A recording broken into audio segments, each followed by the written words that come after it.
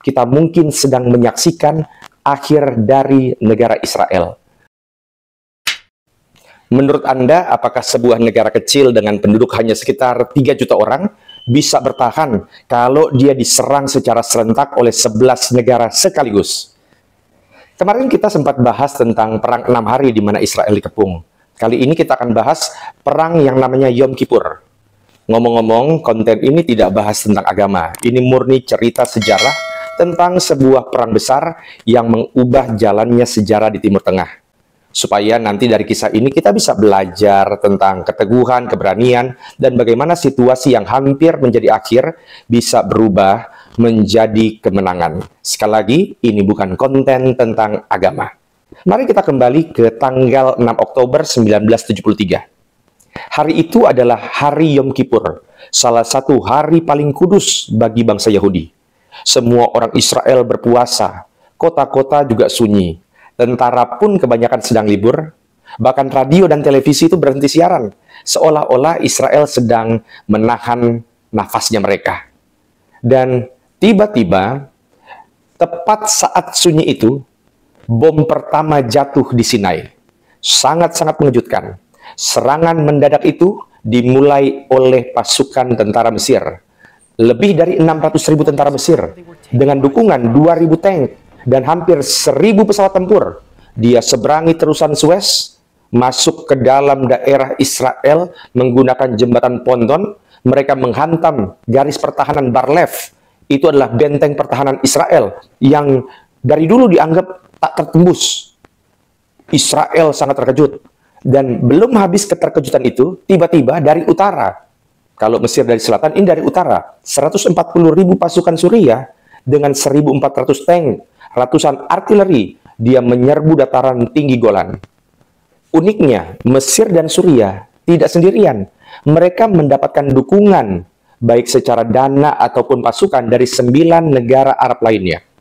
Irak mengirim 30.000 pasukan dan sekitar 500 tank.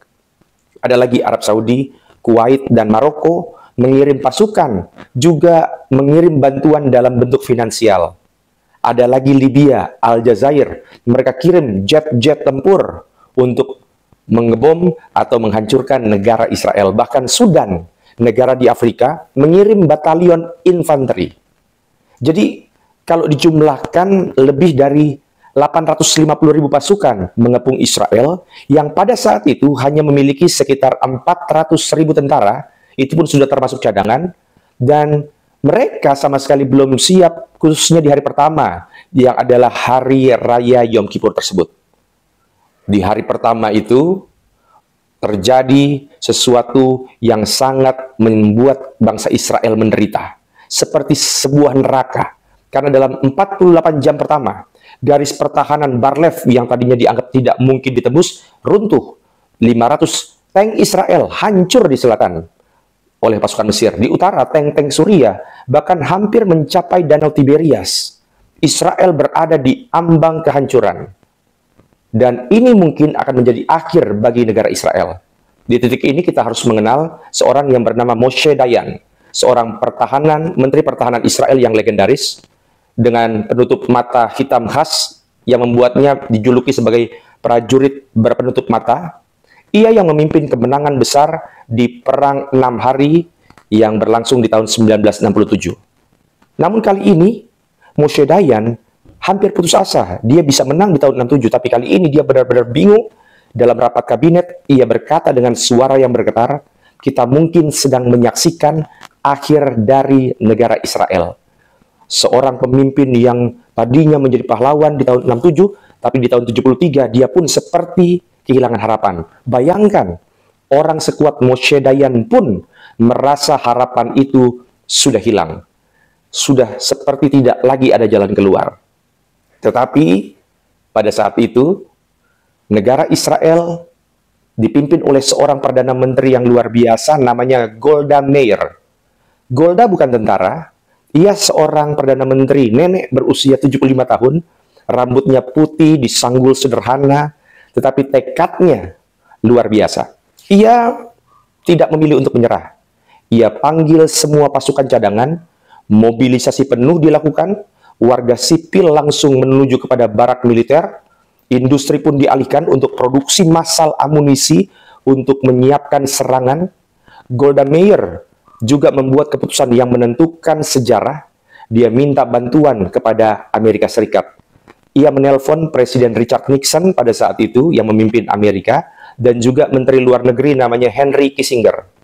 Hasilnya, Amerika meluncurkan operasi yang namanya Nickel Grass, jembatan udara raksasa yang mengirim kurang lebih 22.000 ton senjata, tank, dan amunisi dari Amerika langsung ke Israel. Disinilah titik itu sepertinya sudah mulai berbalik. Sepertinya Israel punya harapan. Tetapi ternyata tidak demikian. Karena bantuan Amerika ini justru itu menimbulkan sebuah gejolak. Perang ini bukan hanya perang Timur Tengah. Ini adalah perang global karena di sisi lain ternyata Uni Soviet mengirim suplai senjata dan penasihat militer untuk Mesir dan Suriah. Bayangkan penasihat militer. Ketegangan meningkat antara Washington dan Moskow. Ada kesiagaan untuk perang nuklir di situ. Dunia nyaris masuk ke perang dunia ketiga hanya karena perang Yom Kippur ini. Jadi Amerika memang membantu, tetapi pada saat itu Uni Soviet pun membantu negara-negara yang berkonflik. Disinilah kita melihat ada seseorang jenderal eksentrik namanya Ariel Sharon.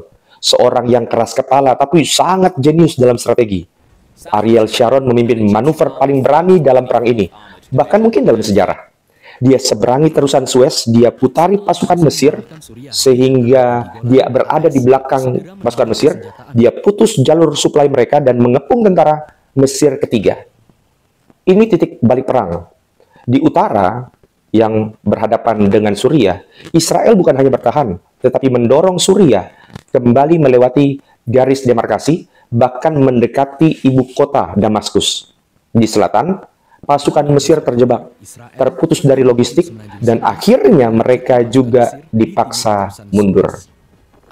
Ini merupakan salah satu sejarah perang yang cukup menarik karena dalam hitungan hari, narasi berubah. Israel yang hampir punah, hampir lenyap, kini justru mengancam titik jantung daripada Mesir dan Suriah, yaitu ibu kota Kairo dan juga Damaskus. Singkat cerita, ketika perang ini berakhir, yaitu perang yang berlangsung 19 hari dari 6 sampai dengan 25 Oktober 1973, korban jiwanya sangat besar, 2.600 tentara Israel gugur, sementara korban di pihak tentara musuh puluhan ribu, 2.600 lawan puluhan ribu. Tetapi hasil akhirnya jelas, Israel bertahan. Bukan hanya bertahan, perang ini bahkan membuka jalan bagi perjanjian yang disebut dengan Camp David tahun 1978, di mana Mesir menjadi negara Arab pertama yang mengakui Israel secara resmi. Dan sejarah ini, cerita ini, itu membuat banyak sejarawan sepakat bahwa seandainya Israel kalah, negara itu sudah hilang dari peta. Tetapi ternyata janji Tuhan tetap nyata bagi bangsa Israel. Sesungguhnya tidak akan terlelap dan tidak akan tertidur penjaga Israel. Mazmur 121 ayatnya yang keempat. Jadi menurut Anda kemenangan Israel ini benarkah karena bantuan Amerika atau jangan-jangan ada faktor lain yang mungkin tidak bisa kita lihat secara kasat mata, faktor yang membuat Israel bertahan ribuan tahun sejak zaman Musa membimbing mereka keluar dari tanah perbudakan sampai dengan saat ini. Jikalau Anda punya komentar, silakan tulis dalam kolom komentar dan kita berdiskusi secara sehat. Tuhan Yesus memberkati.